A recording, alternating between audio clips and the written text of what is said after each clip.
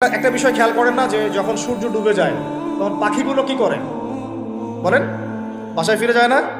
মানে দিন শেষ, সূর্য ডুবে গেছে, এখন বাসায় ফিরতে হবে, তাই না? এভাবে আল্লাহ পাক রমাদান দিয়েছেন আমাদেরকে, কেন জানেন? যাতে এই যে সারা বছর আমরা এদিক ওদিকে ছোটাছুটি করে দূরে সরে গেছি না, এখন কাছে আসো, ঘরে আসো, আল্লাহর কাছে আসো। রমজান মাসে কোথায় আসো? আল্লাহর কাছে আসো। এখন আল্লাহর কাছে আসতে হলে আপনার প্রিপারেশন লাগবে না? আমি আপনাদেরকে আজকে 15টা পয়েন্ট বলবো ইনশাআল্লাহ, বেশি বড় বড় করে না, জাস্ট সংক্ষিপ্ত করে 15টা পয়েন্ট। এই পয়েন্টগুলো আমাদেরকে রমাজানের আগেই নিজের মাথায় ঢুকাইতে হবে, পাক্কা নিয়াত করতে হবে। আল্লাহ পাক যেন আমাকেও তৌফিক দেন, আপনাদের সবাইকে তৌফিক দান। তো আমি যেটা বলছিলাম ভাই, আমাদের আগে ইলম শিখতে হবে, আমল বাড়াইতে হবে, ওলামা কেরামের সোহবত লাগবে, আর রিজিক হালাল করতে হবে। কি করতে হবে? কোনো অবস্থায় সুদ ঘুষ হারাম দুর্নীতির সামনেও যাবেন, যদি যান আপনি পরকালে পস্তাবেন, আর কিচ্ছু বলার নেই। আপনার যদি যান তাহলে আপনি দুনিয়াতেও পস্তাবেন, পরকালে পস্তাবেন। আল্লাহ পাক আপনাকে হেফাজত করে না। আমি বের হয়ে আসেন, নিয়াত করেন, রিজিকের মালিক আল্লাহ। আর রজ্জাক কে? কে আর রজ্জাক? এই সাগরের নিচে যে মাছগুলো থাকে লক্ষ লক্ষ কোটি কোটি, কোনোদিন সুদ খায়, ঘুষ খায়, জুলুম করে? ওদেরকে কে খাওয়ায়? এই জমিনে যত প্রাণী আছে চাকরি বাকরি করে, কখনো ব্যবসা করে? কিছুই তো করে না। কে খাওয়ায়? তা আমাকে সুদই খাওয়া লাগলো, আমাকে রিজিকের জন্য সুদই খাওয়া লাগলো, হ্যাঁ? আমাকে ঘুষি খাওয়া, আমাকেই খাওয়া লাগলো, আমাকেই দুর্নীতি করতে হইলো। আল্লাহ পাক আমাদেরকে বুঝ দান করেন। আমি রিজিক আল্লাহ পাক দিবেন। যদি আপনি হারামে চান তখন হারামেই পাবেন, হালালে চাইলে আল্লাহ পাক হালাল রাস্তা বের করে দিবেন ইনশাআল্লাহ। এগুলো আমাদের কাজ ভাই। একদিন দুই দিনের মাহফিল করে আমরা সব কায়েম করতে পারবো না। তারপরে আমাদের পরিবারের আদর্শ ঠিক করতে হবে, পরিবারের মেয়েদেরকে পর্দায় রাখতে হবে, সবাইকে সৎ কাজে আদেশ করতে হবে, অন্যায় কি করতে হবে? নিষেধ করতে হবে, দাওয়াতের কাজ করতে হবে, আলেমদের সহমতে থাকতে হবে, উম্মাকে ঐক্যবদ্ধ করার চেষ্টা করতে হবে। তারপরে ইনশাআল্লাহ দিনের জন্য কিছু করা যাবে। ঠিক আছে কথা? আল্লাহ পাক আমাদেরকে বুঝার তৌফিক দান করেন। এখন আসেন ভাই, ওই 15টা পয়েন্ট আমি আপনাদেরকে বলি, এই 15টা মাথায় ঢুকান, এটা ভুলে যাবেন না। আজকে সব ভুলে গেল, ঠিক আছে? রমাজানের প্রস্তুতি নাম্বার 1, আমার সেটা বলেন। রমাজানের প্রস্তুতি নাম্বার 1 হচ্ছে যত দুনিয়াবি কাজ আছে সেই কাজগুলোকে কমিয়ে ফেলবো। দুনিয়াবি কাজগুলো কি করব? মানে দুনিয়াবি যত কাজ, যত ব্যস্ততা যা আছে এগুলোকে কমায় নিয়ে আসবো, যাতে রমজান মাসে আমাকে বেশি বাইরে দুনিয়াবি প্রয়োজনে বাইরে বের হইতে না, মানে বেশি ব্যস্ততা আমাকে দুনিয়ার জন্য না করতে হয়। মনে করেন যে আপনি চাইলে এখন যদি সামর্থ্য থাকে রমাদান এবং ঈদের বাজার করে রাখতে পারেন, কারণ লাইলাতুল কদর নষ্ট করে ঈদের বাজার, আর রমজানের অনেক রুহানিয়াত নষ্ট করে দেয় দুনিয়াবি বাজার ঘাট, তাই না? সবার সামর্থ্য হয় না, সবার সামর্থ্য হয় না, কিন্তু বড় বড় যে বিষয়গুলো আছে, বড় বড় খাবার, মৌলিক খাবার, এগুলো আপনি 2 মাসের জন্য বাসায় রাখতে পারেন যদি সামর্থ্য থাকে। সামর্থ্য নাই তাহলে সেটা আলাদা বিষয়। মোট কথা, এটা শুধু একটা বিষয় বোঝাচ্ছি না, দুনিয়াবি যত ব্যস্ততা এগুলোকে কমায় রমাদানের জন্য প্রিপারেশন নিতে হবে। আল্লাহ পাক আমাদেরকে সবাইকে রমাদানের জন্য প্রিপারেশন নেওয়ার তৌফিক দান করেন। এটা হলো মনস্তাত্ত্বিক প্রিপারেশন, যে রমাদান আসতেছে, আমি শাবান মাসেই আমি আমার কাজগুলো গোছাই নেব, যাতে রমজানে আমি ফারেক থাকি ইবাদতের জন্য। বুদ্ধিমানের কাজ না এটা? আল্লাহ পাক তৌফিক দান করেন। আমি 2 নম্বর হচ্ছে ভাই, রমাজানের আমরা সবাই 30টা সম রাখবো বলে নিয়াত করি, আল্লাহ পাক তৌফিক দান করেন, আমিন। কিন্তু এখানে একটা কথা, 2 নম্বরটা হচ্ছে রোজা রাখার মতো রোজা রাখতে হবে। কি বললাম বলেন? রোজা রাখার মতো রাখতে হবে। এটা কেন বললাম? কেন বললেন ভাই? উত্তর দিচ্ছিস। উপোস থাকা, না খেয়ে থাকা আর সম রাখা এক জিনিস নয়। পানি ছেড়ে দেওয়া, খাবার ছেড়ে দেওয়া আর ইসলামী সম এক জিনিস নয়। অনেক ধর্মের মানুষ খাবার পানি ছেড়ে দিয়ে থাকে, উপাস থাকে, থাকে না? হাদিসের মধ্যে নবীজি বলেছেন যে ব্যক্তি রোজা রেখে অন্যায় কাজ ছাড়তে পারলো না, মানে আল্লাহর মাসিয়াত ছাড়তে পারলো না, এই যে কাবায়ের ফাওয়াহিশ এগুলো ছাড়তে পারলো না, অশ্লীলতা ছাড়তে পারলো না, মিথ্যা ছাড়তে পারলো না, বেহায়াপনা ছাড়তে পারলো না, তার না খেয়ে থাকায়, পানি না পান করায় আল্লাহর কিচ্ছু যায় আসে না। আর রোজার বিষয় বুঝলাম। রোজা কাকে বলে ভাই? মানে রোজা মানে হচ্ছে আমি আল্লাহ পাকের সমস্ত নিষেধ ছেড়ে দিব। কি করব? আল্লাহর সমস্ত নিষেধ, রোজা থেকেছি, পানি খাচ্ছি না, খাবার খাচ্ছি না, কার ভয়ে? গোসল করার সময় 1 ঢোক পানি খেলে কে দেখবে? এই চেতনা তখন কাজ করে, তখন কাজ করে না? চুপ করে 1 লক্ষ্য ভাত খেলে কে দেখবে? কেউ দেখবে? আল্লাহ ছাড়া কেউ দেখবে? কেউ দেখবে না। তারপর আপনি খান না কেন? আপনি খান না কেন? কারণ আপনি অনুভব করেন যে আল্লাহ পাক আমাকে দেখছেন। এটাই হলো ইহসান। এটার নাম কি? ইহসান। এটাই বলা হচ্ছে হাদিসে জিবরিলের মধ্যে, আনতা আবুদুল্লাহ কাআন্নাকা তারাহ, তুমি এমন ভাবে আল্লাহর ইবাদত করো যেন তুমি আল্লাহকে দেখতে পাচ্ছ। ওয়া ইল্লাম তাকুন তারাহু, তুমি যদি আল্লাহকে দেখতে না পারো জেনে রাখো ফাইন্নাহু ইয়ারাক, আল্লাহ পাক তোমাকে দেখছেন। এইটাকে বলে আল্লাহ কনসিয়াসনেস বা ইহসান বা তাকওয়া। আর তাকওয়া হাহুনা, তাকওয়া কোথায়? এখানে। আপনি সওমের আয়াতটা পড়েন, কুতিবা আলাইকুমুস সিয়াম কামা কুতিবা আলাল লাযিনা মিন ক্বাবলিকুম লাআল্লাকুম কি তাত্তাকুন, তোমাদের উপর সওমকে ফরজ করা হয়েছে ঠিক যেমন করে আগের উম্মতদের উপরেও করা হয়েছিল। উদ্দেশ্য হচ্ছে লাআল্লাকুম তাত্তাকুন, যাতে করে তোমরা তাকওয়া অবলম্বন করো। তাকওয়া মানে আল্লাহ কনসিয়াসনেস। এই যে আমি খাচ্ছি না, পান করতেছি না, আমি বিশ্বাস করি আল্লাহ আমাকে দেখতেছেন, এই তো। সেই বান্দা কেমন করে রমজান চলে গেলে বেনামাজি থাকতে পারে? রমজান চলে গেলে কি আল্লাহ তাকে আর দেখে না? সেই বান্দা কিভাবে সুদ খায়, তখন কি আল্লাহ তাকে দেখে না? সেই বান্দা, একই বান্দা কিভাবে জেনা করতে পারে? মেয়েকে নিয়ে কেমন করে বাইকে ঘুরতে পারে? কেমন করে গায়রা মাহরামের সাথে আমরা ইয়ে করতে পারি, রিমিক্সিং করতে পারি? কেমন করে সে সমকামিতার দিকে ধাবিত হতে পারে? কেমন করে সে জুয়া খেলতে পারে? কেমন করে সে মাদক খাইতে পারে? কেমন করে সে আল্লাহ দ্রোহী আইন বাস্তবায়ন করতে পারে? যদি সে এটা চেতনা, এই চেতনা থাকে যে আল্লাহ আমাকে দেখছেন। এই চেতনাটাকে বদ্ধমূল করার জন্যই রমাজান আসে। বলেন সুবহানাল্লাহ। আমি বুঝাতে পারলাম রোজা রাখার উদ্দেশ্যটা কি? ওই জিনিসটাকেই আমাদের ভিতরে ইনস্টল করাই হলো উদ্দেশ্য। লাআল্লাকুম, আসলে বলেন লাআল্লাকুম তাত্তাকুন। তাকওয়া কি কিনতে পাওয়া যায় বাজারে? এই যে আল্লাহ পাক আমাকে দেখছেন, আমি খাবো না। আল্লাহ আমাকে দেখছেন, আমি পান করতে পারবো না, আমার রেস্ট্রিকশন আছে, পিপাসায় গলা ফেটে যাচ্ছে একেবারে রোদের মধ্যে, তাও খাচ্ছি না কেন? কার ভয়ে? ওইটাই জীবনের সব ক্ষেত্রে বাস্তবায়ন করার জন্যই রমজান আসে। বুঝতে পারি নাই মানে ওই চেতনাটাই, একই চেতনাটাই জীবনের সবগুলো কাজে বাস্তবায়ন করার জন্য কি আসে? রমাদানের সওম আসে। আমরা শুধু রোজার ফজিলত নিয়ে বয়ান করি, রোজা রাখলে 70 গুণ নেকি হবে না, 70 গুণ হবে, 700 গুণ বাড়াই দেবে। মূল কথা ফজিলত তো ফজিলত পাবোই, মূল কথা এইটা, তাকেও অবলম্বন করতে হবে। আল্লাহ পাক আমাদেরকে তৌফিক দান করেন। কয়টা বলছি বলেন ভাই?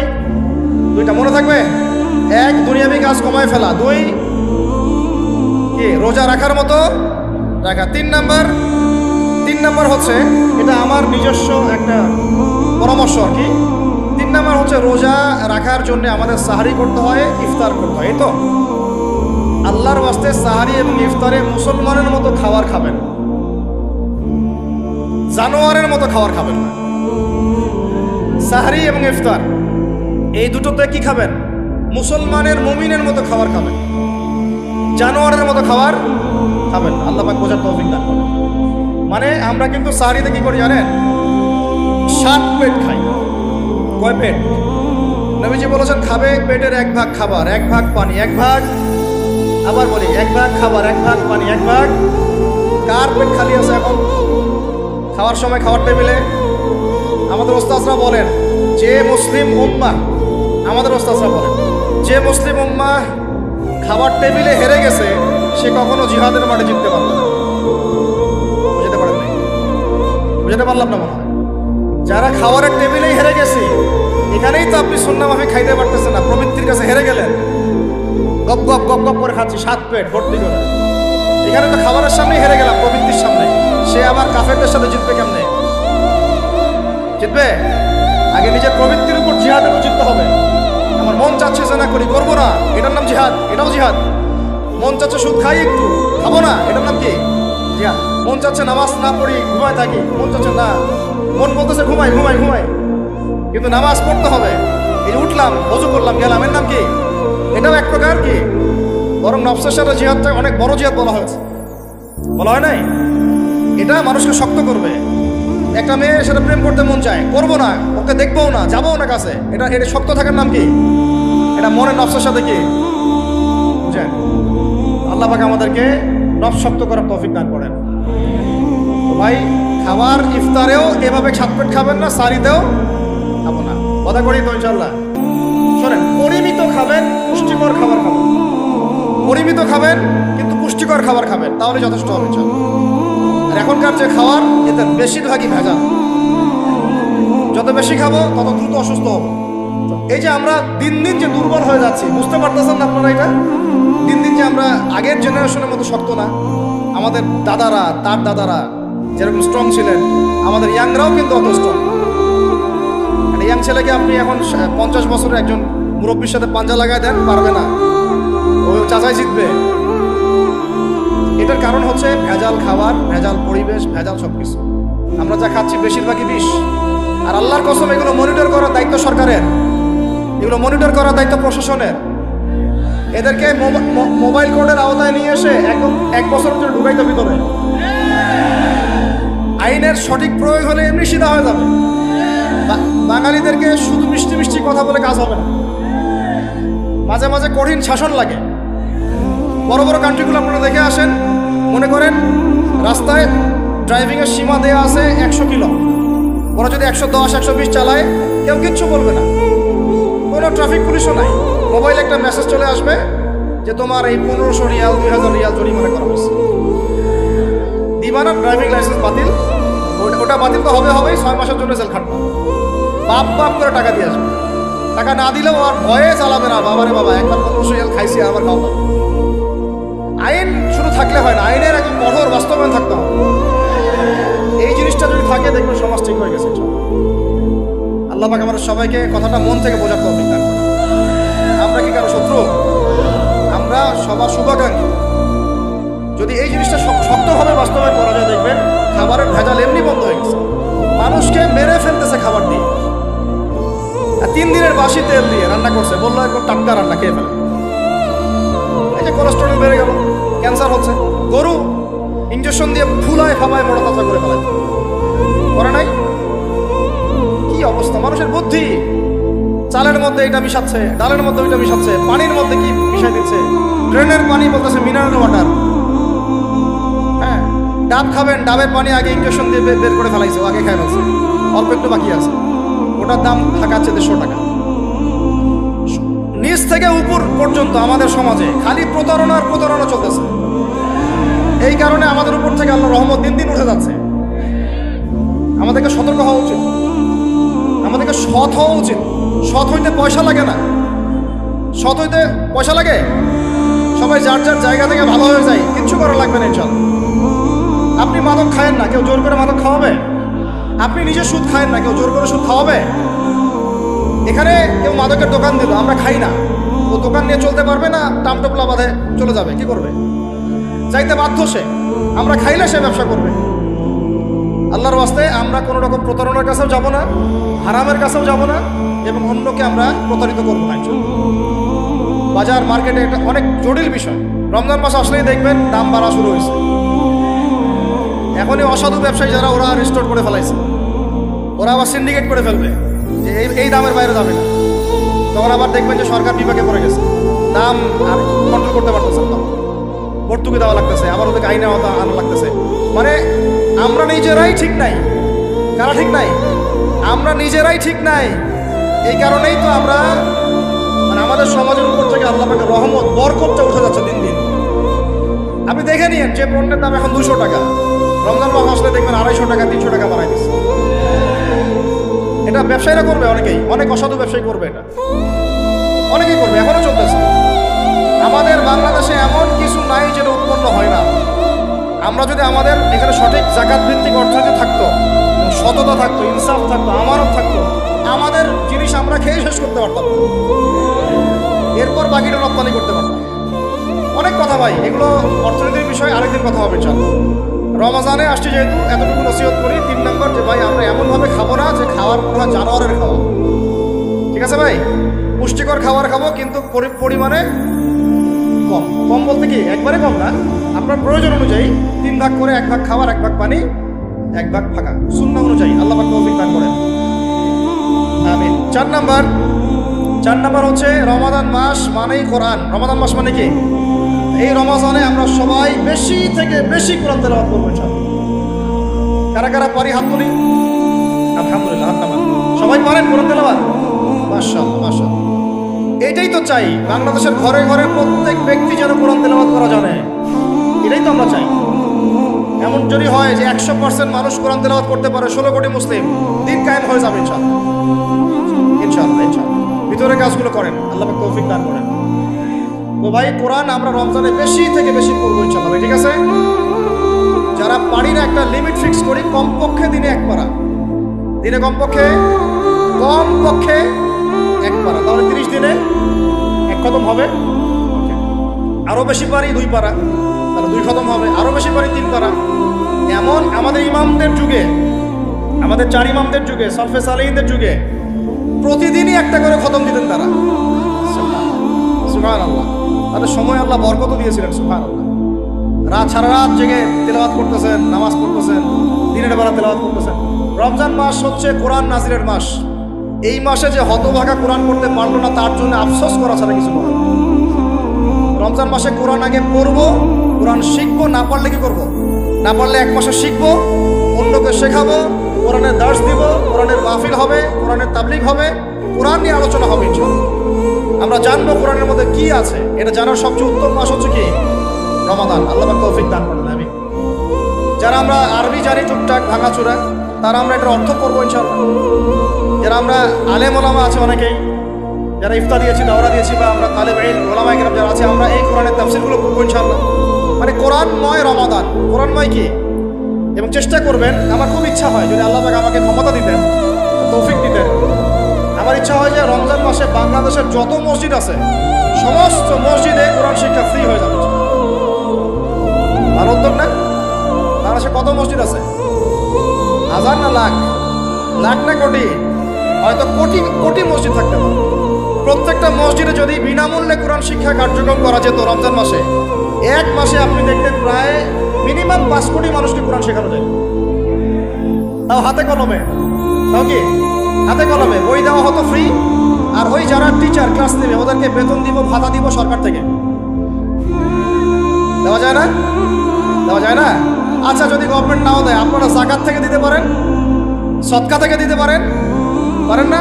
নিজেদের পকেট থেকে দিতে পারেন, নিজের ব্যবসা থেকে দিতে পারেন, এলাকা ভিত্তিক দিতে পারেন। কত উৎস আছে না? যদি এভাবে প্রত্যেকটা মসজিদ থেকে কোরআন শিক্ষা কার্যক্রম চালু করা হয় রমজান মাসে, আমরা দোয়া করি আল্লাহ পাক যেন এই কথাটা পৌঁছে দেন উপরের লেভেলে। তারা উদ্যোগ নেয়, জানি না উদ্যোগ নেবে কিনা, আমাদের দায়িত্ব পৌঁছে দেওয়া, পৌঁছে দেবে। অ্যাটলিস্ট যদি সবগুলো মসজিদে নাও হয়, প্রত্যেকটা এলাকায় যদি একটা করে মসজিদও হয়, তবুও দেখবেন কয়েক কোটি মানুষকে কোরআন শেখানো যাবে ইনশাআল্লাহ। কোরআন ছাড়া এই জাতিকে আপনি ফিরাতে পারবেন না। কোরআন ছাড়া এই যুবকদেরকে মাদক থেকে ফেরানো যাবে না। কোরআন ছাড়া এই যুবকদেরকে জেনা থেকে ফেরানো যাবে না। এই টিকটক প্রজন্ম হয়ে এরা নষ্ট হয়ে গেছে, শেষ হয়ে গেছে। বাংলাদেশে আশঙ্কাজনক হারে এখন সমকামিতা বাড়তেছে। আশঙ্কাজনক হারে এখন জেনা, ব্যভিচার, পরকীয়া এগুলো বেড়ে গেছে। মাদক দ্রব্যের কি ছয়লাভ, এই যে গুন্ডামি, মাস্তানি, ছিনতাই কারা করতেছে? যারা ইয়াং ছেলে পেলে এরা করতেছে। এদেরকে ফিরাইতে হইলে কোরআন ছাড়া কোনো গতি নাই। আইয়ামে জাহেলিয়াতের সেই মানুষগুলো কোরআনের আলোয় শ্রেষ্ঠ মানুষে পরিণত হয়েছে। কথা বুঝতে পারেন নাই? আইয়ামে জাহেলিয়াতের সেই মানুষগুলা যারা একসময় নিজের মেয়েকে দাফন করেছিল জীবন্ত। চিন্তা করা যায়? আপনি আপনার মেয়েকে দাফন করতে পারবেন জীবন্ত? পারবেন? বলেন। এরকম মানুষ যারা এই কাজ করেছিল, তারা কোরআনের সংস্পর্শে এসে সোনার মানুষে পরিণত হয়েছে। এই কিতাব আল্লাহ পাক নাযিল করেছেন ওই ঘরের উপরে উঠিয়ে রাখার জন্য না, মাঝে মাঝে বের করবো, ধুলা মুছবো, চুপু খাবো, রেখে দিব, এই জন্য না। বাবা মারা গেছে, খুললাম, পড়লাম, সব বক্সাই দিলাম, এই জন্যে না। শুধু এই কিতাব আল্লাহ পাক নাযিল করেছেন যেন আমরা হৃদয়ে ধারণ করি। কোথায় ধারণ করি? হৃদয়ে ধারণ করবো তো তখনই যখন আমি বেশি তেলাওয়াত করবো, বেশি বেশি পড়বো, সবাইকে পড়াবো, শেখাবো। আল্লাহ পাক আমাদের সবাইকে কোরআনের বিপ্লব ঘটানোর তৌফিক দান করেন। আমিন। তো প্রিয় ভাইরা, 4 নম্বর কাজ, কোরআন শিখবো, পড়বো, শেখাবো, দার্স দিব। কোরআনের একদম বিপ্লব। রমজান মাসে ইনশাআল্লাহ কোরআনময় রমাদান হবে ইনশাআল্লাহ। রমজান মাসে অন্য কোনো বইও পড়ার দরকার নেই প্রয়োজনে। কোরআন পড়েন, হাদিস পড়েন, আর কোরআন পড়েন। কোরআন এবং হাদিস, অন্য কোনো বই, বিষয়ভিত্তিক বই পড়ার দরকার নেই। আর অ্যাটলিস্ট 1 মাস আপনি না পড়েন। এরপরে আসি 5 নাম্বার। একটু বড় হয়ে যাচ্ছে যদিও, আমি সংক্ষিপ্ত করে বোঝাচ্ছি, শোনেন। 5 নাম্বার হচ্ছে রমাদান মাসে একটু ধৈর্য ধরেন। রমাদান মাসে আমরা ফরজ ইবাদতগুলোকে সর্বোচ্চ গুরুত্ব দিব ইনশাআল্লাহ। যেমন সবার আগে কি সালাত, এই একটাই বল, সালাত। সালাত নাই ইসলাম নাই, সালাত নাই সে ব্যক্তি মুসলিম না। সোজা কথা শুনেন, সালাত অস্বীকার করে সে ব্যক্তি মুসলিম না। নবীজি বলছেন মান তারাকা সালাতান মুতাআম্মিদান ফাকাদ কাফারা। কেউ যদি ইচ্ছা করে সালাতকে অস্বীকার করে ছেড়ে দেয় সে ব্যক্তি কি হয়? কাফারা, কুফরি করে। সালাত না পড়ার কারণে ইমামগণ বলেছেন তাকে মুসলমানদের কবরস্থানে দাফনও করবা না। কোন কোন ইমাম বলেছেন তাকে জানাজাও দিবা না। কোন কোন ইমাম বলেছেন তাকে জেলখানায় বন্দি করে রাখবা। কোন কোন ইমাম বলেছেন তাকে মৃত্যুদণ্ডের শাস্তি দিবা। আমি এমনি এমনি বলতেছি না, ইমামদের কওলগুলো পড়ে দেখেন। নামাজ না পড়াটা যেমন তেমন পাপ না তো, ইচ্ছা হইলে পড়লাম ইচ্ছা হইলে পড়লাম না, এমন না। যারা নামাজি তারাও যদি নামাজে সচেতন না হয় তাদের জন্যও শাস্তি আছে। ফাওয়াইলুল লিল মুসাল্লিন আল্লাযীনা হুম আন সালাতিহিম সাহুন আল্লাযীনা হুম ইউরাউনা ওয়া ইয়ামনাউনাল মাউন। এখানে বলা হচ্ছে মুসল্লিদের জন্য দুর্ভোগ, যে মুসল্লিরা নামাজ সম্পর্কে গাফেল, উদাসীন, আবার যে নামাজ পড়ে এবং এই যে ছোটখাটো সাহায্য করতে অস্বীকৃতি জানায়, সূরা মাউন পড়েন, তাহলে মুসল্লিদের জন্য গাফেলতির যদি শাস্তি হয় তাহলে যারা পড়ে না ওদের কি হবে? মা সালাকাকুম ফি সাকার। জাহান্নামে যখন ঢুকানো হবে এই ফেরেশতারা জিজ্ঞাসা করবে কিসে তোমাদেরকে জাহান্নামে নিয়ে আসলো, কি পাপ করছিলা? তারা বলবে, তখন তারা বলবে ক্বালু, তারা বলবে, জাহান্নামীরা বলবে লাম নাকু মিনাল মুসাল্লিন। কি বলবে তারা? লাম নাকু মিনাল মুসাল্লিন, আমরা মুসল্লি ছিলাম না, আমরা নামাজ পড়তাম না। তাহলে বেনামাজির পরিণতি কি বলেন? জাহান্নাম। ওয়ালাম নাকু নুতঈমুল মিসকিন, আর আমরা মিসকিনদেরকে খাবার দিতাম না। সুবহানাল্লাহ। আল্লাহ পাক আমাদেরকে সালাত আদায় করার তৌফিক দান করেন। রমাদান মাসে শক্ত করে নামাজ পড়বেন ইনশাআল্লাহ, আল্লাহ পাক তৌফিক দান করেন। 5 ওয়াক্ত নামাজ চেষ্টা করবো জামাতে পড়ার জন্য। যদি জামাত ছুটেও যায় তাও এক পরে জামাত করে নেবেন, সেটাও না পড়েন অ্যাটলিস্ট বাসায় পড়বেন। রাজি আছেন? এই যুবকরা কি হলো, বসো বসো, অল্প সময় বসেন। আরে আপনাদের চেয়ে আমার তারা বেশি, আমি 4 ঘন্টা সফর করে আসছি, আবার 4 ঘন্টা সফর করতে হবে আমাকে। আপনারা তো এখান থেকে বাসায় চলে যাবেন, আপনার বাসায় এত ব্যস্ত কেন? বসেন। এখন কথা হচ্ছে যে নামাজের সাথে আরো অনেক ফরজ আছে না? যেমন পর্দা কি ফরজ না? ফরজ না? যাকাত ফরজ না? ফরজ না? তারপরে আল্লাহ পাকের আনুগত্য করা এটা ফরজ না? ফরজ না? রাসূলের আনুগত্য, তাওহীদ ফরজ না? সুন্নাত, এই জিনিসগুলো ফরজগুলোকে শক্ত করে ধরবো ইনশাআল্লাহ। রাজি আছেন? 4 নম্বর হচ্ছে রমজান, এটা কি 5 নম্বর না? 5 নম্বর রমজান মাসে ফরজ ইবাদতগুলোতে সর্বোচ্চ গুরুত্ব দিব ইনশাআল্লাহ। রাজি? 6 নম্বর হচ্ছে, এটা কত 6 বলছি? 5। 6 নম্বর হচ্ছে ফরজের পাশাপাশি সুন্নত এবং নফলের পাবন্দি। ফরজের পাশাপাশি সুন্নত এবং নফলের পাবন্দি, মানে দেখেন ফরজ নামাজের আগে পিছে অনেক নামাজ আছে না সুন্নত। দৈনিক 12 রাকাত সুন্নত যে ব্যক্তি পড়বে তার জন্য জান্নাতে ঘর নির্মাণ করা হবে। কোন 12 রাকাত? ফজরের আগে 2, ফজরের আগে, জোহরের আগে 4, তারপরে 2, তারপরে মাগরিবের পরে, ইশার পরে, মোট কত হইল? 12। এই 12 রাকাত নামাজ যে ব্যক্তি দৈনিক পড়বে তার জন্য জান্নাতে ঘর নির্মাণ করা হবে। রমজান ছাড়া এগুলো ধরার উত্তম কোনো সময় আছে? অনেক সময় মিস হয়ে যায়, রমজানে যেন ধরি আমরা, আল্লাহ পাক তৌফিক দান করেন। এর পাশাপাশি দেখেন দৈনন্দিন অনেক সুন্নতের আমল আছে না? বিভিন্ন কাজের দোয়া, মাসনুন দোয়া, জিকির আজকার এগুলো আছে না? এই প্রত্যেকটা কাজকে শক্ত করে আঁকড়ে ধরবো ইনশাআল্লাহ, আল্লাহ পাক তৌফিক দান করবেন। আমিন। যে কাজটা করবেন তার আগে জেনে নেবেন ওই কাজটা কিভাবে করলে সুন্নত হবে। সকালে উঠে এক দৌড় দিয়ে বাথরুমে যাবেন না, উঠে আগে বসবেন, চোখ ঘষবেন, মুখ থেকে ঘুমের ভাব দূর করবেন, তারপরে বলবেন আলহামদুলিল্লাহ আল্লাযী আহইয়ানা বা'দা মা মাতানা ওয়া ইলাইহিন নুশুর। তারপরে আপনি যাবেন আস্তে আস্তে বাথরুমে, বাম পা দিয়ে ঢুকলেন, ইস্তেঞ্জা করলেন, ডান পা দিয়ে বের হবেন। ঢোকার সময় দোয়া আছে, আল্লাহুম্মা ইন্নী আউযু বিকা মিনাল খুবসি ওয়াল খাবাইস। বের হওয়ার সময় আলহামদুলিল্লাহ আল্লাযী আযহাবা আনিল আযান ওয়া আফানি গুফরানাকা, দোয়া আছে। এগুলো সুন্নাহ মোতাবেক কাজ করবেন। বুঝাতে পারতেছি? কাপড় পরবেন, যে কোনো কাপড় পরবেন না, যে কাপড় যে সুন্নত নবী পরতেন সেই সুন্নত পরবেন। চেহারা নবীর মতো হতে হবে, ক্লিন শেপ চেহারা চলবে না।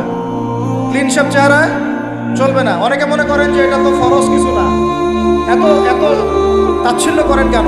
এটাকে শেভ করা মানে হলো নবীর সুন্নতকে জবাই করা। বুঝতে পারি নাই? এক মুষ্টি রেখে কাটেন, সেটা আলাদা ইস্যু, আলাদা মাসালা। পুরুষের চেহারায় দাঁড়িয়ে থাকতেই হবে, মাস্ট বি। পোশাক আশাক থাকতেই হবে নবীর মতো। আমরা আমাদের সংস্কৃতি নিয়ে গর্বিত না? গর্বিত না? ইসলামিক সংস্কৃতি কোনো দেশ, জাতি, বর্ণ নির্দিষ্ট করে আসে না সবার জন্যে? আমাদের নবী কি আরবদের নবী না পুরো বিশ্বের নবী? তাহলে আমাদের নবীর সুন্নত কি শুধু আরবরা পালন করবেন, আমরা সবাই করব? এখন আমাদের সবার চেহারা নবীর সুন্নত অনুযায়ী হতে হবে। গোফ ছোট করতে হবে, দাড়ি লম্বা করতে হবে, পোশাক ঠিক করতে হবে, টাকনুর উপরে কাপড় পরতে হবে। এখন ছেলেরা পরে টাকনুর উপরে কি, হ্যাঁ ছেলেরা পরে টাকনুর নিচে, আর মেয়েরা পরে কি এরপরে বসে ছেলের সাথে বাইকে, দেখবেন হাঁটু পর্যন্ত দেখা যায়। সেটা এমন না? এখন হুজুর আপনারাও দেখেন না? আমরা দেখি না, আপনারা দেখান। আমরা কি করি না? আমরা দেখি না, বরং আপনারা দেখান। দেখালে আমরা চোখটা সরাই বলি আউযু বিল্লাহি মিনাশ শাইতানির রাজিম। চোখে বললে আমরা কি বলি? আউযু বিল্লাহি মিনাশ শাইতানির রাজিম। এখন আসেন, আমাদের পোশাক আশাক, কথাবার্তা, চলাফেরা, আমল, খাওয়া, ঘুম, ব্যবসা বাণিজ্য যা আছে, রাজনীতি, অর্থনীতি, সমাজনীতি, সব কিছু নবীর সুন্নাহ মাফিক ঢেলে সাজানো হবে। আছে কিনা? রমজান মাসে এটা নিয়ত করা যাবে ইনশাআল্লাহ? ইনশাআল্লাহ, আল্লাহ পাক তৌফিক দান করেন, আমিন। কয়টা বলছি ভাই? 6টা। কয়টা? 7টা? 6টা। 7 নম্বর আসেন ভাই। 7 নম্বর হচ্ছে আমরা কোনো অবস্থায় হারাম কোনো রিজিকে যাব না। রাজি? রোজা রাখতেছেন, ইবাদত করতেছেন, নামাজ পড়তেছেন, তারাবি করবেন, অনেক কিছু করবেন, এবার এদিকে রিজিকে সুদ, এদিকে রিজিকে ঘুষ, রিজিকে এখানে দুর্নীতি, এখানে করাপশন, এখানে মাপে কম দেওয়া, একটা ইবাদতও কবুল হবে না। হারাম রিজিক থাকলে বিশ্বাস করেন, আমি এমনি কথা বলতেছি না। নবী সাল্লাল্লাহু আলাইহি ওয়াসাল্লাম বলেছেন, ইন্নাল্লাহা তাইয়্যিব লা ইউকবালু ইল্লা তাইয়্যিব। আল্লাহ পবিত্র, আল্লাহ পবিত্র ছাড়া গ্রহণ করেন না, কবুল করেন না। মুসাফিরের দোয়া আল্লাহ ফিরায় দেন না। সেই মুসাফির যদি হারাম খায়, সেই দোয়াও কবুল হচ্ছে না। একজন মুসাফির হাত তুলে দোয়া করছিলেন, নবীজি বলছেন, মাথায় ধুলা, গায়ের কাপড় ঠিক নাই, মুসাফির সেজদায় আল্লাহর কাছে দোয়া করছে, হাত তুলে দোয়া করছে, আল্লাহ আমাকে এইটা দাও, ওইটা দাও, ওইটা দাও, ইয়া রব্বি, ইয়া রব্বি, ইয়া রব্বি। নবীজি বলছেন, এই ব্যক্তি যদিও মুসাফির, কিন্তু কিভাবে তার দোয়া কবুল হতে পারে? তার পানীয়টা হারাম, তার খাবারটা হারাম, তার পোশাকটা হারাম। যেতে পারছি ভাই? এমনিতে মুসাফিরের দোয়া কবুল হয়। 3 ব্যক্তির দোয়া আল্লাহ ফিরাই দেন না। কয় ব্যক্তি? এক নম্বর হচ্ছে মুসাফির, 2 নম্বর হচ্ছে কি সন্তানের জন্য পিতামাতার দোয়া, আর 3 নম্বর কি মাজলুমের দোয়া। মাশাআল্লাহ, আপনারা জানেন ভালোই। মাজলুম মানে কি? যার উপর জুলুম করা হয়, যার উপর জুলুম করা হয়েছে। আমরা এখন কিন্তু সবাই মাজলুম, তাই না ভাই? পুরো মুসলিম উম্মাহ এখন মাজলুম। ইনশাআল্লাহ এই অবস্থা থাকবে না। ইনশাআল্লাহ জালেম যেখানে জুলুম করবে পতন হবে, সমস্ত জালেমদের পতন বিশ্ব থেকে হবে ইনশাআল্লাহ। এটা সময়ের ব্যাপার, কিসের ব্যাপার? আল্লাহ পাক পরীক্ষা করছেন আমাদের। ইসরায়েল সারা জীবন বোম মারতে থাকবে না ইনশাআল্লাহ তাআলা। ফিলিস্তিনের মা বোনরা এভাবে ধর্ষিত হবে না ইনশাআল্লাহ। একদিন ওই বাচ্চারা বড় হবে, ওরা যুদ্ধ করবে ইনশাআল্লাহ। এই ভাইরা যাদেরকে মারা হচ্ছে, এই লীলা খেলা চলবে না ইনশাআল্লাহ। ইনশাআল্লাহ তাআলা এই হাদিসের উপর বাস্তবায়ন হবে। কোন হাদিস? নবীজি বলেছেন, লা তুকাতিলুনাল ইয়াহুদ, তোমরা অবশ্যই এই জালেম ইহুদিদের সাথে যুদ্ধ করবে। ওয়ালা তাকতুলুনহুম, তোমরা অবশ্যই এদেরকে হত্যা করবেই। এমনকি ওরা পাথরের পিছনে লুকালেও, হাত্তা ইয়াকুলুল হাজার ওয়াশ শাজার, পাথর গাছ কথা বলা শুরু করবে। ইয়া মুসলিম, হে মুসলিম সৈন্য, ইন্না ওয়ারাইল ইয়াহুদ তাআল ফাকতুলহু, আমার পিছনে ইহুদি লুকিয়ে আছে, ভয়ে লুকাইছে, আসো একে হত্যা করো। কে বলবে? পাথর গাছ কথা বলবে। এটা গাল গল্প রূপ কথা না। এখন যা দেখতেছেন এগুলো চিরস্থায়ী নয়। কথা প্রসঙ্গে চলে আসলো, 3 ব্যক্তির দোয়া আল্লাহ পাক ফেরত দেন না। মাজলুম, সন্তানের জন্য পিতামাতার দোয়া এবং মুসাফিরের দোয়া। কিন্তু যদি রিজিক হারাম হয় তাহলে আমাদের নসিহত নাম্বার কত? এটা সাত, আমরা কোনো অবস্থায় হারাম রিজিকে সম্পৃক্ত হব না। রোজা রেখে তো মোটেই না, এবং এটা চর্চা করব যাতে করে আমরা হারাম থেকে বেঁচে থাকতে পারি। ঠিক আছে ভাই? 8 নাম্বার হচ্ছে আমরা রমজান মাসে সবার যাকাতগুলো দিয়ে দিতে চাই। যাকাত যাদের ফরজ হয়েছে আল্লাহর রাস্তায় যাকাত দিয়ে দেন। যাকাত দিবেন না, এটাও জাহান্নামে যাওয়ার অন্যতম কারণ। ওই সম্পদগুলোকে এভাবে গলানো হবে, গলিয়ে মুখে, গালে, পার্শ্বদেশে, চামড়ায় লাগিয়ে দেওয়া হবে। সূরা তওবায় আছে, এটা কোন সূরায়? তওবায়। যাকাত দিতে হবে। কেউ যদি যাকাতকে অস্বীকার করে সে কাফের হয়ে যাবে। কেউ যদি যাকাতকে অস্বীকার করে কি হয়ে যাবে? কাফের হয়ে যাবে। কেউ যদি মনে করে নামাজ ফরজ, নামাজ মানি, যাকাত মানি না, কি হয়ে যাবে? কাফের হয়ে যাবে। এখন আমার কথা হচ্ছে, ইসলামী অর্থনীতির মূল ভিত্তি হচ্ছে যাকাত। যাকাত যদি ঠিকঠাক মতো দিতেন, বাংলাদেশে একটা দরিদ্র মানুষের খুঁজে পাওয়া যায়। এটা গাল গল্প না, এটাই বাস্তবতা, কিন্তু আমরা সেটা বাস্তবায়ন করতে পারছি না। আমার কথা শোনেন ভাই, বাংলাদেশে এমন অনেক মানুষ আছে, হাজার হাজার, যাদের যাকাত যদি আপনি কালেক্ট করতে পারেন, সমাজে একটা দরিদ্র মানুষ খুঁজে পাওয়া যাবে। এমন একজন মানুষের যাকাত দিয়ে আপনি একটা গ্রামের মানুষকে খাওয়াইতে পারবেন। মিলসের মালিক যাকাত দেয় না, গার্মেন্টসের মালিক অনেক যাকাত দেয় না, ফ্যাক্টরি মালিক যাকাত দেয় না, অনেকে কানাডায় বাড়ি ঘর করতেছেন, এখানে যাকাত দেন না। আসলে এরকম যাকাত না দিলে ইসলামের খুঁটি থেকে নাম কাটা পড়ে গেল। ইসলামের ভিত্তি কয়টা? 5টা না? তাওহীদের পরে কি সালাত না? সালাতের পরে কি? যাকাত। তারপরে না রমাদান এবং হজ, তাই না বিষয়টা? আল্লাহ পাক আমাদেরকে ইসলামের এই 5টা পিলারের অন্যতম পিলার যাকাতের উপর আমল করার তৌফিক দান করেন। কয়টা বললাম ভাই? 8টা। 9 নাম্বার হচ্ছে যাকাত যাদের ফরজ হয় না। আচ্ছা, যাকাত সম্পর্কে 2টা কথা। যাকাত কিন্তু সোনারও যাকাত আসে, রূপারও যাকাত আসে, এই গবাদি পশুরও যাকাত আসে, আবার কৃষি জমিরও কিন্তু যাকাত আসে। কৃষি জমির ফসলের কি হয়? যাকাত আসে, ওটাকে ওসর বলা হয়। আমরা অনেকে এটা জানিও না। ওলামায়ে কেরামদের সাথে পরামর্শ করবেন, আপনার সম্পূর্ণ যাকাত আসছে কিনা, এটা নিসাব পরিমাণ হলে বের করে ফেলবেন। আল্লাহ পাক আমাদেরকে যাকাতগুলো বের করার তৌফিক দান করেন। আচ্ছা, আর যাকাত দিবেন এমন জায়গায় যেখানে দিলে দিনের খেদমত হচ্ছে। ইন্নামা সাদাকাতু লিল ফুকারা ওয়াল মাসাকিন ওয়াল আমিলিনা আলাইহা ওয়াল মুআল্লাফাতি কুলুবুহুম, আয়াত আছে না? ওয়া ফির রিকাব, এটা সূরা তাওবায় আছে না? সূরা তাওবার 60 নম্বর আয়াত। কত নম্বর? 60। সূরা তাওবার কত নম্বর? এই সূরার 60 নম্বর আয়াতে যাকাতের 8টা খাত বর্ণিত আছে। এই যে কোনো খাতে আপনি দিতে পারেন, তবে আমার পরামর্শ দিনের রাস্তায় ফি সাবিলিল্লাহ এগুলোতে যাকাত দিলে ভালো হবে, আত্মীয়দেরকে দিলে ভালো হবে, মিসকিনদেরকে দিলে ভালো হবে। আল্লাহ পাক তৌফিক দান করবেন। তো এটা হলো 8। 9 নাম্বার হচ্ছে 9 না 8? 8 শেষ হলো। 9 নাম্বার। 9 নাম্বার যাকাত ছাড়াও আমরা বেশি বেশি দান সদকা করতে চাই। রমজানে বেশি বেশি সদকা করবেন, বেশি বেশি সদকা।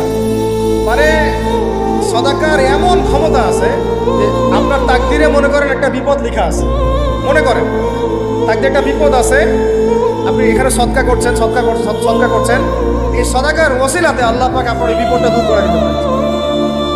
একটা রোগ হয়েছে, বিপদে পড়ে গেছেন, এখন যদি গোপনে গোপনে সদকা করতে থাকেন এবং ওই ওসিলায় আল্লাহর কাছে দোয়া করেন যে আল্লাহ এই সদকার ওসিলায় আমার এই বিপদ তুমি কাটাই দাও, আল্লাহ কাটাই দাও। সদকার এমন ক্ষমতা আছে, তবে এটা ঢাকঢোল পিটায় না, যত পারেন গোপনে গোপনে। হ্যাঁ, প্রকাশ্যেও দেওয়া যায়, গোপনে দেওয়া উত্তম। গোপনে দেখি উত্তম, প্রকাশ্যেও দেওয়া যাবে, কোনো সমস্যা নেই। আমরা সদাকা দিব বেশি বেশি চেষ্টা করুন আত্মীয়র হক দেওয়ার, আত্মীয়দেরকে দেওয়ার জন্য। প্রতিবেশী, আমাদের সমাজের ইয়েতিম, আমাদের সমাজের বিধবা, আমাদের সমাজের মিসকিন, ভালো ভালো জায়গায় সদকা করবেন। ঢাকা শহরে দেখা যায় অনেক সময় আমরা গাড়ি নিয়ে যাই, গাড়ির সামনে গ্লাসে নক করে টাকা যাচ্ছে, আল্লাহর ওয়াস্তে কিছু দেন। কে জানি হাদিসটা ভিক্ষুকদেরকে শিখাইছে। কোন হাদিস জানেন? যে আল্লাহর ওয়াস্তে কারো কাছে কিছু চাইলে ফিরাইতে হয় না।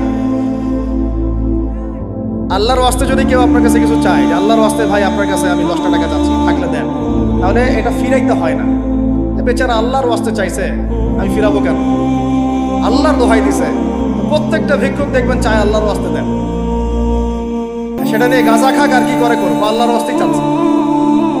অনেক সময় দেখা যায় অনেক ভিক্ষুকের ফ্ল্যাট আছে ঢাকায়, কি আছে, আর আমরা ভাড়া থাকি। যারা দেই তারা ভাড়া থাকি, ওই ভিক্ষুকের ফ্ল্যাট আছে। সুবহানাল্লাহ। প্রতারণা যুক্ত, বোঝার বুদ্ধি নাই কোথায় দিলে ভালো হবে। এই জন্যে বাছাই করে করে সদকা করবেন, দিনই খাতগুলোতে বেশি সদকা করবেন। আল্লাহ পাক তৌফিক দান। আর সবচেয়ে ভালো হয়, আমার পরামর্শ সবচেয়ে ভালো হচ্ছে আত্মীয়দেরকে দিবেন। এখানে আপনি দুইটা নেকি পাবেন। কয়টা? এক, আত্মীয়র হক রক্ষা করলেন, হক আদায় করে তার নেকি, সৎকার তো করলেন, এটার নেকি আছে। আবার আত্মীয়র সম্পর্ক বজায় রাখলেন, সুসম্পর্ক বজায় রাখলেন, এটা আরেকটা নেকি। আত্মীয়তার সম্পর্ক রক্ষা করা বিশাল ইবাদত। মানে এটা এটা এটা সিলাতুর রাহিম, এটা আল্লাহ পাকের আরশের সাথে ঝুলে থাকে। যে আত্মীয়তার সম্পর্ক রক্ষা করে আল্লাহ পাক তাকে রক্ষা করবেন।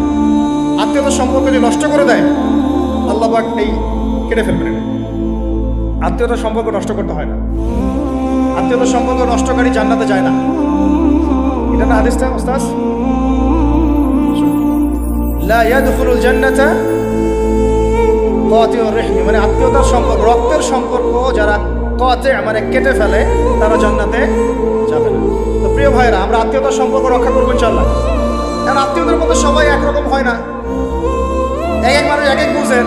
কেউ হয়তো আলট্রা মডার্ন, কেউ এক্সট্রা অর্ডিনারি মডার্ন, ঠিক আছে, কেউ দিনের ধার কাছেও নাই, কেউ নাস্তিক, এরকম আছে তো নাকি? আপনি সৌজন্যমূলক সম্পর্ক বজায় রাখবেন। সালাম কালাম বিনিময়ে আসলে মেহমানদারি করা, সৌজন্যমূলক সম্পর্ক কি করবেন? বজায় রাখবেন। আল্লাহ পাক আমাদেরকে বোঝানো ওটা বলছি 8টা 9টা।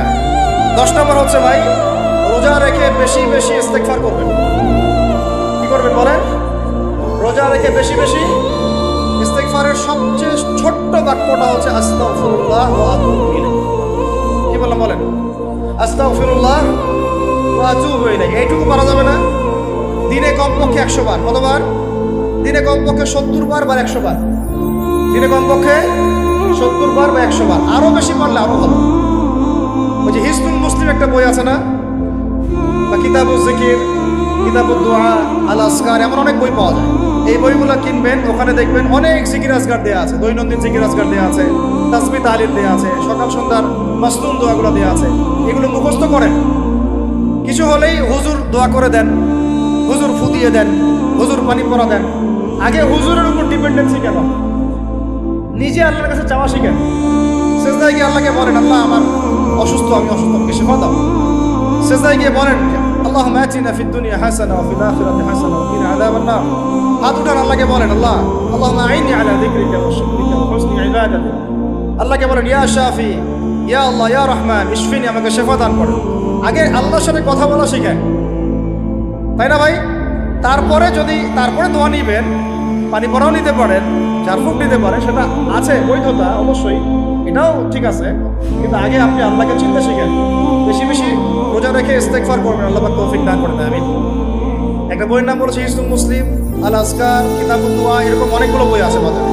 এগুলো কিনে বাসায় মুখস্থ করার চেষ্টা করেন। আল্লাহ পাক তৌফিক এনায়েত করেন, বলি আমিন। কয়টা বললাম? 10টা। 11 নম্বর, আসলে আমার মার্কিংটা উল্টা পাল্টা তো বুঝতে পারতেছে, ঠিক আছে? 11 নম্বর হচ্ছে, শোনেন, 11 নম্বর হচ্ছে, দেখেন, কোরআন খুলবেন, দেখবেন প্রথমে রোজার প্রসঙ্গ যেখানে আসছে, কুতিবা আলাইকুমুস সিয়াম, সেখানে আগে আসছে সিয়ামের কথা, তারপরে আসছে শাহরুর রমাদান আল্লাযী উনজিলা ফীহিল কুরআন, কোরআনের কথা, তারপরে আবার আসছে ওয়া ইযা সাআলাকা ইবাদি আন্নী ফাইন্নী করিব, দোয়া করার কথা। সুবহানাল্লাহ, কিসের কথা? প্রথমে আসছে রোজা রাখার কথা, তারপরে কোরআনের কথা, তারপরে আল্লাহর কাছে কি করার কথা? দোয়া করার কথা। যখন যখন আমার বান্দারা তোমাকে জিজ্ঞাসা করে, আমার সম্পর্কে জিজ্ঞাসা করে, ওয়া ইযা সাআলাকা ইবাদি আন্নী, বলো ফাইন্নী করিব, আমি কাছেই আছি, উজিবু দাওয়াতাদ দাঈ ইযা দাআন, দোয়াকারী যখন দোয়া করে আমি তার দোয়া শ্রবণ করি। সুবহানাল্লাহ। ফালিয়াস্তাজিবু লি ওয়াল ইউমিনু বি, আমি তার দোয়া শুনি, অতএব সেও যেন আমার কথা শুনে, সুবহানাল্লাহ, এবং আমার প্রতি ঈমান নিয়ে আসে। তাহলে রোজা রেখে বেশি বেশি কি করবো বুঝে ফেলছেন? কি বলেন? দোয়া করবেন। কোরআনের পরে কিসের কথা আসছে?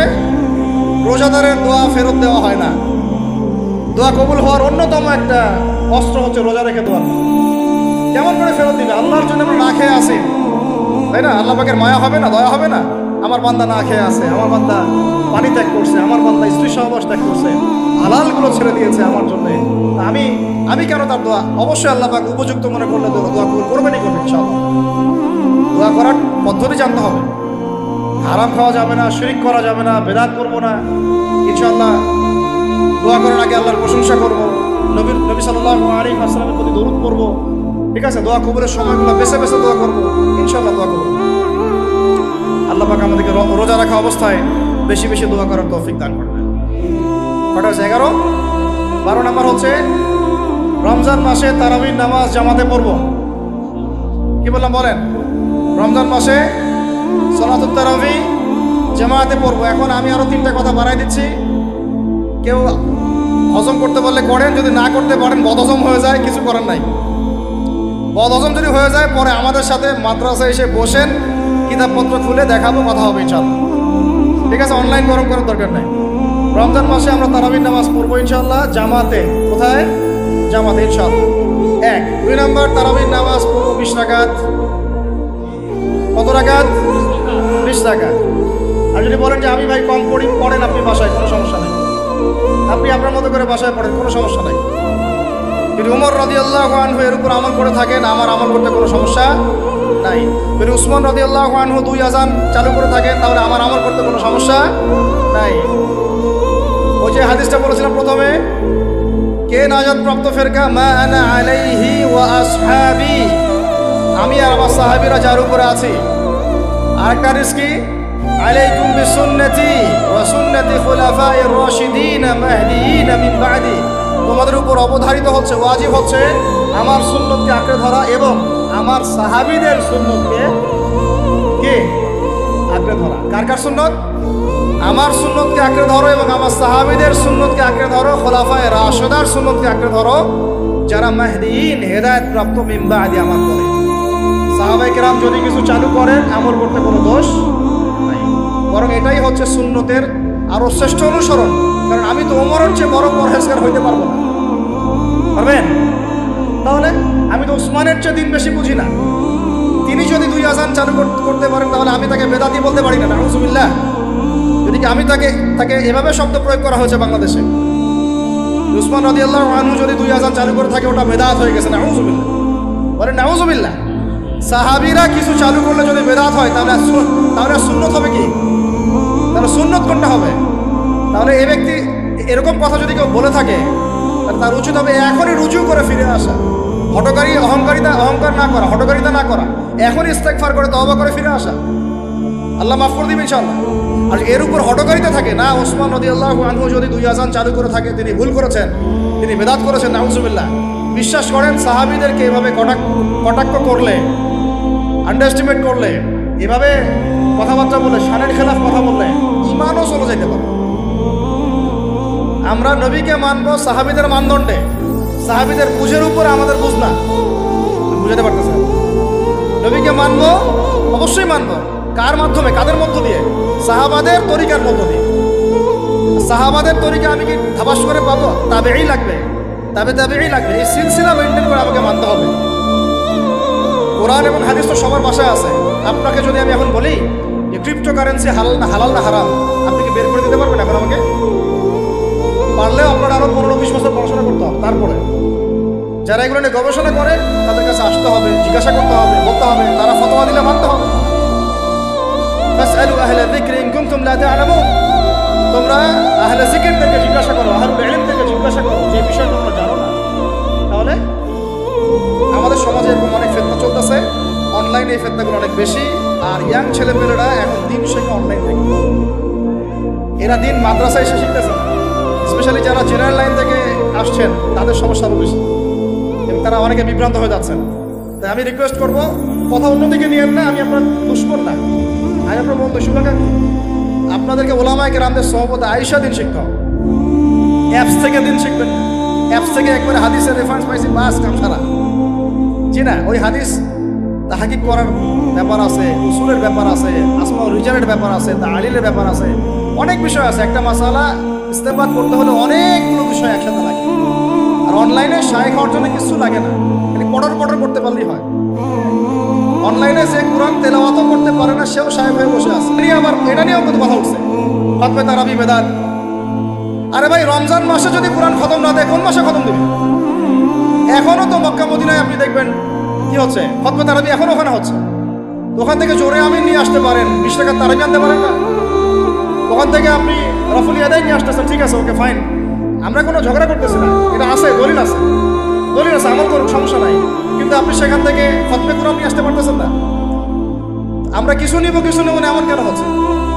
কে বলছে যে তারা কোনো মাযহাব ফলো করে না? তারা হাম্বলি ফিকহ ফলো করে, তারা হাম্বলি ফিকহ ফলো করে চলে। তারা একটা নির্দিষ্ট এবং 4 মাযহাবের 4টা ফিকহের ব্যাপারে তারা উদার। বড় বড় বিশ্ববিদ্যালয়গুলোতে 4টা মাযহাবের গভীর পড়াশোনা করানো হয়। এরপরে যদি কেউ মুস্তাহিদ হয়ে যায় সে তখন ইজতিহাদ করে চলবে ইনশাআল্লাহ। কিন্তু ওই রকম দাবি কয়জন করতে পারে যে আমি মুস্তাহিদ হয়েছি? তো আল্লাহ পাক আমাদেরকে তৌফিক দান করেন, এগুলো কথা বোঝার তৌফিক দান করেন। এগুলো বলতে চাইনি, প্রসঙ্গ এসে গেল, বলে ফেললাম। এখন ভাই বলেছি তারাবির নামাজ জামাতে খতমে তারাবি চেষ্টা করবো ইনশাআল্লাহ 20 টাকা। আল্লাহ পাক তৌফিক দান করে। কত বললাম ভাই? 12 7 3টা 13 14 13 হচ্ছে শেষ রাত্রেও কিছুটা সময় হলেও আল্লাহকে ডাকার চেষ্টা করেন, সুন্নত নফল কিছু করার চেষ্টা করেন, দোয়া করেন, কিছু কোরআন তেলাওয়াত করেন। ওই সময় আল্লাহ পাকের রহমত নেমে আসে। আল্লাহ পাক আহ্বান করতে থাকেন, কে আছো আমার কাছে চাইবা, কে আছো আমাকে ডাকবা, কে আছো আমাকে আমার কাছে কিছু চাইবা, ডাকবা, ক্ষমা প্রার্থনা করবা, আমি তোমাকে ক্ষমা করে দিব, আমি তোমাকে যা চাও তাই দিব, আমি তোমার ডাকে সাড়া দিব। এইভাবে আল্লাহ পাক ফজর পর্যন্ত করতে থাকে।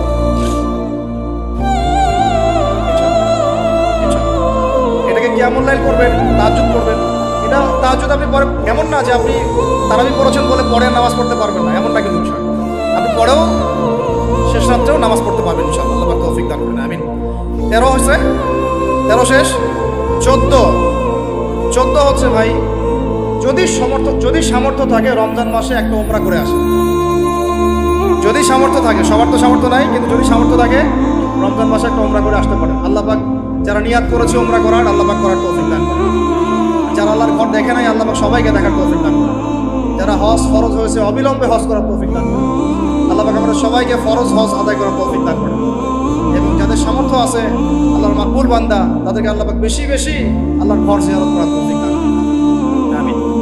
তো ওইখানে না গেলে ভাই ইসলামের অনেক কিছু বোঝা যায় না, মন থেকে উপলব্ধি করা যায় না। এই রাসূলের জীবনে আপনি পড়তেছেন, সুন্নতগুলো আমল করতেছেন, যখন তার রওজার সামনে দাঁড়াবেন, সালাম দিবেন, আসসালামু আলাইকা আইয়ুহান নবী ওয়া রাহমাতুল্লাহি ওয়া বারাকাতুহু, আপনার কলিজাটা একদম কেঁদে উঠবে। মনে হবে যে এখানে নবী সাল্লাল্লাহু আলাইহি ওয়াসাল্লাম এখানেই আছে। তো তার যুদ্ধ করা সেই বদরের মাঠ, সেই উহুদের প্রান্তর, সেই বনু কুরাইজা, সেই আপনার মসজিদে কুবা, এই মক্কা, এই বাইতুল্লাহ, এই হারাম, এগুলো না দেখলে, চোখে না দেখলে আপনি উপলব্ধি করবেন, ফিলটা আসবে। কথা বুঝতে পারছেন? আল্লাহ পাক আমাদেরকে সামর্থ্যবানদেরকে উমরা করার তৌফিক দান করেন। এরপরে হচ্ছে যে কটা শেষ হয়েছে? 14টা 13টা 14টা হয়ে গেছে। আচ্ছা, শেষটা হচ্ছে রমজানে আমরা আমাদের আশপাশের সমাজের যত দরিদ্র মানুষ আছে, অসহায় দরিদ্র ইয়েতিম, বিধবা, মিসকিন, এরকম মুসলিম যারা আছে তাদের সবাইকে ইনশাআল্লাহ রমজানের পণ্য সামগ্রী, খাদ্য সামগ্রী বিতরণ করব। এই উদ্যোগটা আমরা সবাই নেই, তো আল্লাহ পাক নেওয়ার তৌফিক দান করে না। প্রত্যেকটা এলাকা ভিত্তিক যুবকরা দাঁড়ায় যাও, হালাল যাদের অর্থ ওদের থেকে কালেকশন করো, করে প্যাকেট রেডি করো। এক পাশে রমজানের প্যাকেজ, চাল ডাল ছোলা বুট যা যা হয়, রমজানের প্যাকেজটা করে সমাজের নিম্নবিত্ত, একদম নিম্নবিত্ত, নিম্নবিত্তরা চেয়ে খাইতে পারে, নিম্ন মধ্যবিত্তরা কিন্তু চেয়েও খাইতে পারে না, ওদের গায়ের হতে লাগে, তাই না? তাদের নাম লিস্ট করে করে সবার ঘরে ঘরে পৌঁছে দেওয়ার চেষ্টা করবো। আমরা শুধু একাই খাবো, একাই করবো, একাই ভালো থাকবো, এটা চিন্তা করলে হবে না। সমাজের আপামর এই দরিদ্র জনগোষ্ঠীর পাশে রমজান মাসে আমাদের সবাইকে দাঁড়ানো উচিত। আল্লাহ দাঁড়ানোর তৌফিক দান করবেন, আমিন। আর এর সাথে একটা জিনিস জুড়ে দিলাম, রমজান মাসে আমরা বেশি বেশি মানুষকে ইফতার করাবো ইনশাআল্লাহ।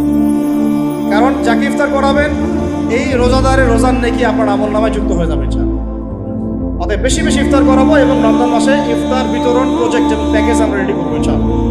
এবং সমাজের সমস্ত দরিদ্র মানুষ, অসহায় মানুষ, ইয়েতিম, বিধবা, মিসকিন, তাদের ঘরে ঘরে আমরা গিয়ে পৌঁছে দেবো ইনশাআল্লাহ।